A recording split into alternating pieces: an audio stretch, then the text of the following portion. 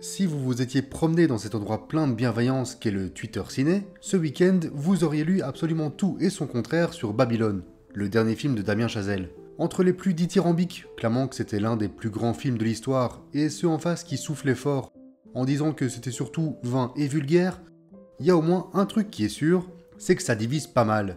Aux États-Unis, où le film est sorti il y a quelques mois, c'est pareil, des salles vides, un box-office famélique, des scores assez bas sur les sites spécialisés, mais pourtant souvent bien placés dans les tops de l'année chez beaucoup de connaisseurs. Chazelle a d'ailleurs déclaré récemment qu'un film qui divise est une bonne chose, et je suis totalement d'accord avec lui. Mieux vaut une œuvre adorée par certains et détestée par d'autres qu'un truc formaté pour ne déplaire à personne que tout le monde va trouver moyen.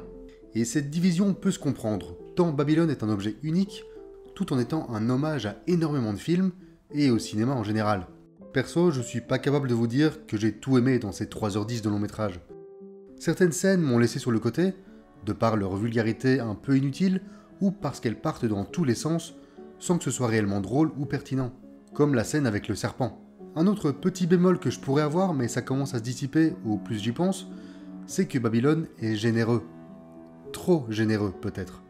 Chazelle veut parler de tellement de choses, ouvrir tellement de portes, dénoncer des pratiques, en encenser d'autres, que je peux pas en vouloir à ceux qui le trouvent indigeste.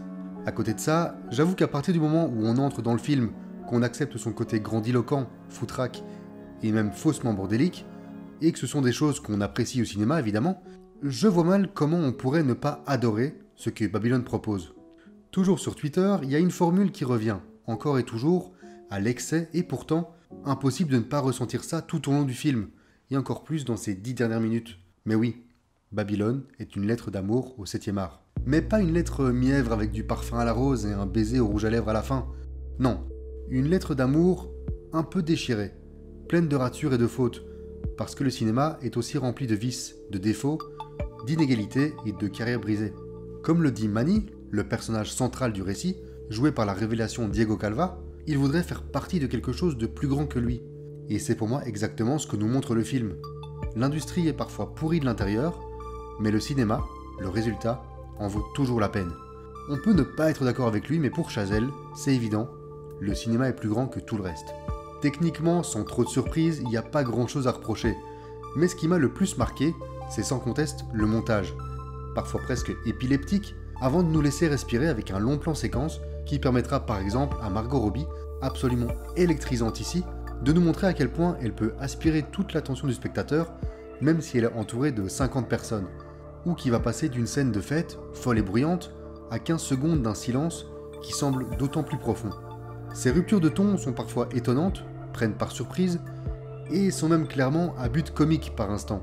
Et puis surtout, et je l'oublierais presque en fait, mais c'est un film de plus de 3 heures qui, malgré un petit ventre mou inévitable et presque salvateur, pour qu'on reprenne un peu nos esprits après 1h30 de folie pure, garde son rythme de bout en bout, et on n'a clairement pas le temps de s'ennuyer. Dans le genre, c'est du niveau d'un Loup de Wall Street ou d'un Casino de Scorsese, et pas loin de Magnolia de Paul Thomas Anderson, qui est le film de 3 heures le mieux rythmé du monde. Puis comment parler d'un film de Chazelle sans revenir sur le travail de Justin Hurwitz, qui signe une bande originale entêtante, qui se mêle parfaitement au film, sans pour autant nous distraire. Et je vous avoue que j'ai pas mal rattrapé la musique depuis que j'ai vu le film, parce que pendant le visionnage, il se passe tellement de choses à l'écran que je l'ai pas trop calculé, en vrai. Sauf sur la dernière scène, qui est déjà l'un de mes moments cinéma préférés de l'année. Je pourrais en parler pendant des heures, et d'ailleurs depuis jeudi c'est un peu ce que je fais avec tous les gens qui l'ont vu. C'est un film qui grandit énormément dans mon esprit, sur lequel il est super intéressant de débattre, tant il fourmille de thèmes comme l'importance de proposer un cinéma différent, critique claire de l'industrie actuelle, les répercussions des évolutions technologiques, qui créent des nouveaux jobs mais en laissent d'autres sur le carreau, la traite des Afro-Américains et des Latinos à Hollywood dans les années 20 et 30, l'impact des acteurs et actrices à travers le temps, et bien sûr, le passage au parlant, comme dans le film qui est la plus grande inspiration de Chazelle ici, Chantons sous la pluie, qui est cité à tort et à travers pendant tout le film.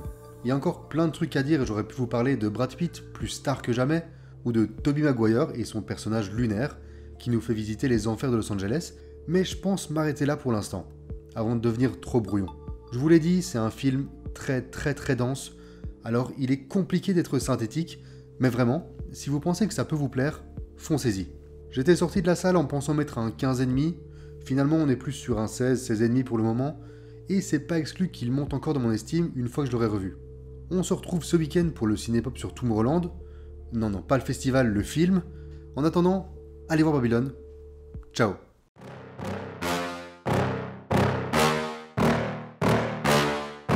Yeah. Please tell me that I can't, that I won't, that I fail, that I'll never make it out, yeah.